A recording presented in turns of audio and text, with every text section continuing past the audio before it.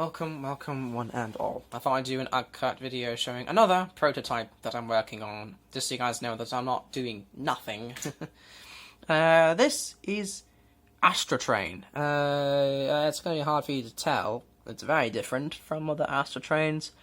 That is because it is based off of this concept artwork. Here.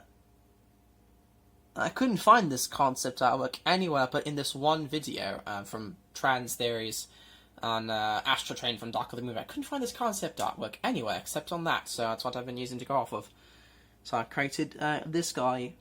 In Dark of the Moon, according to this guy, this theorist, he turned into a subway car, a subway train. He wasn't a triple changer, which I thought was kind of dumb. So I tried to go the route of subway train and space shuttle. Ended up being subway train car and space shuttle, which it's better than nothing. And this guy definitely has lots of issues. He's definitely not ready for production yet. But regardless, I thought I'd show you the progress of what's going on. So let's go ahead and take a look. I'll just do a very careful 360. It's one of his many issues, as he doesn't stand super well. So I'm just going to do a little bit of a 360 just so you can see him better. You can see his arms folded up there. That's an illusion, just so that they don't look as long as they are. Up to the back here. One of his other problems, I mean, the back isn't too bad, it's pretty clean, but the section on his butt that folds to be the back of the subway car and to be the tail wing of the space shuttle, it doesn't fold super well, so it just kind of hangs out back there, which I'm not a big fan of. Yeah, he has a lot of issues, but yeah, regardless, I'll just move him around to the front here carefully. And we'll do some articulation here, so I'll just move this up. There we go. On this tripod. Articulation-wise, the head is on a swivel. I won't move it because it's stiff, and again, it pushes the head in there. Issues. The wings can be moved in and out. They're only on 2 studs, though, which I do not like at all, but still I could attach them for this. The shoulders can pivot on a butterfly, and they can rotate 360 degrees, provided they don't hit the wings. And the arms and elbows are on ratchets. I won't move them, same with the hands, because they're too stiff. They'll probably break something in doing so. It's unfortunate. I'm going to save most of the moving around for the transformation. There's no waist joint, although he does technically have an ab crunch. It's a bit weak sauce, but he has one. And then the legs are on ball joints at the hip. They can go forward pretty far. They can go back. Not really at all. And he can do the full splits. We'll just rotate this up. I'm wrong. He can't. I originally designed the figure too. See, I'm not even knowing enough about him. He can't really move out super far. It's about as far I actually can move. The legs are on a thigh swivel here. And the knees can bend back. You can see that they're chicken legs right now, but they can bend back on that heavy ratchet. And the feet can bend down the toes. No ankle articulation. For comparison, here is strong arm.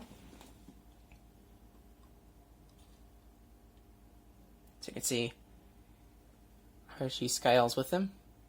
Comes up to about his chest, waist. It's pretty big. Voyager in scale, I would say. If we pull out a ruler, that is exactly 7 inches. Another figure I've been working on. You can see it's of a very similar height.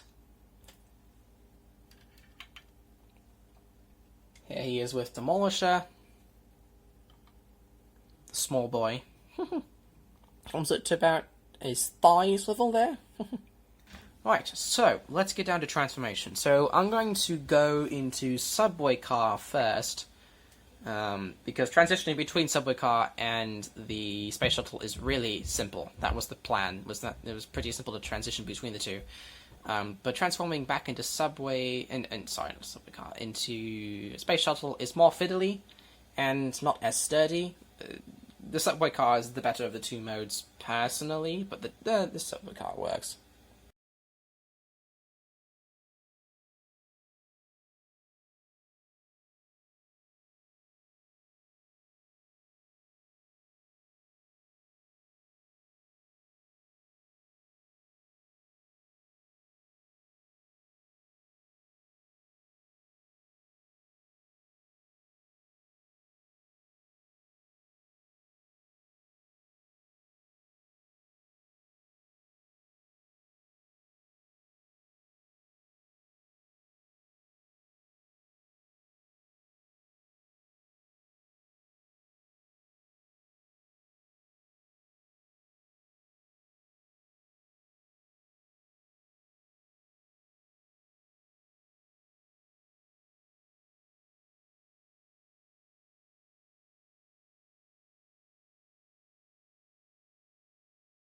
And there you have the subway car mode. And again, it's not great, but I mean, you can kind of see what's been going for with this subway car.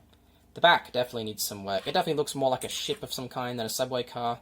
Although, ironically, we're going to use almost none of the parts you think look like a ship to make the ship.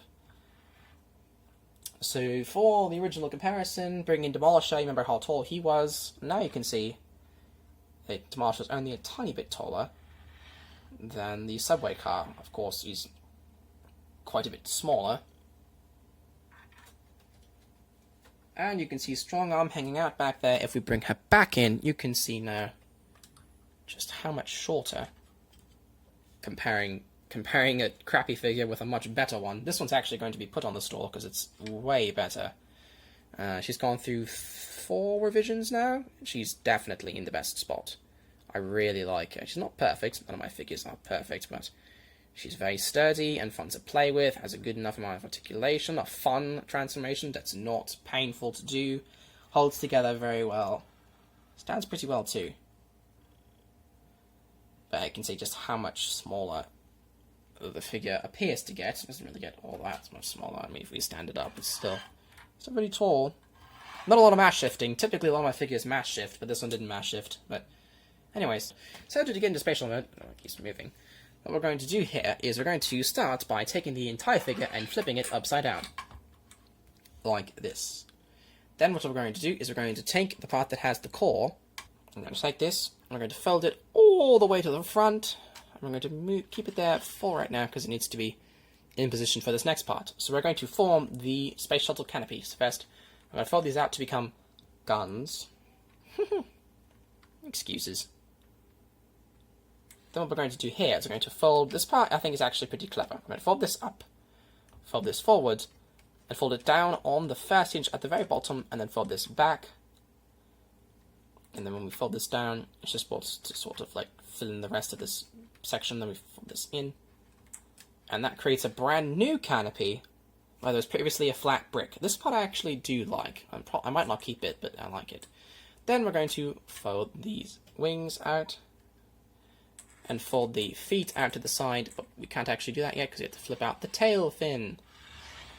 So for the tail fin, which is this part here, what we're going to do is we're going to flip it up and up. We want this to sit at a specific spot. I believe we actually want this to sit this way. So you want this first hinge folded up and the second hinge folded back like it was before. But we need this to move out of the way so we can actually get this here. So we need to get this up and out of the way so that we can fold the feet down, the legs down. Those are just fold down to become more guns, just to change the profile of the ship. Then what you want to do again, fold this back.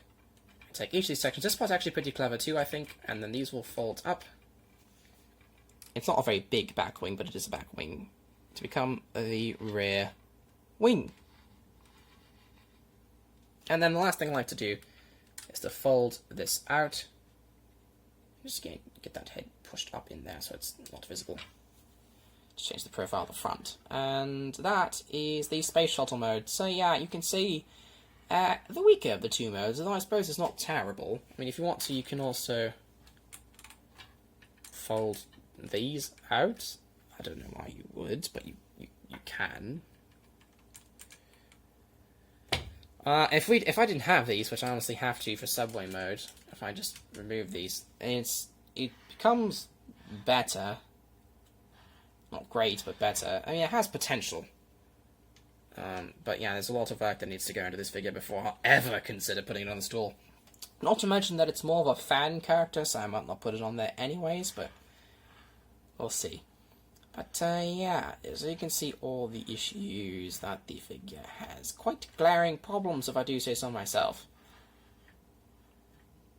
But I get it has potential. Has potential. Aha! Wow! Nothing has changed. You see, she's standing on that plate there, and she didn't move. If this guy was budged, or not perfectly straight, you just poof, and then probably shatter. I thankfully haven't dropped this guy yet, but he will. He will shatter at some point. I'll drop him accidentally and then... So yeah, he's not making it off the desk. He's being promptly destroyed after this review, so I can completely redo him. Probably at a much smaller scale. I'm not a fan of doing Voyages. I'm not good at doing Voyages. I'm better at Deluxes.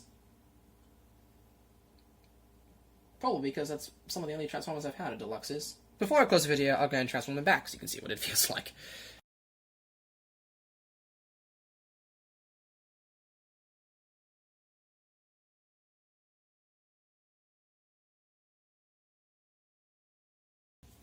And there you go, subway car mode. So again, that transition isn't too bad.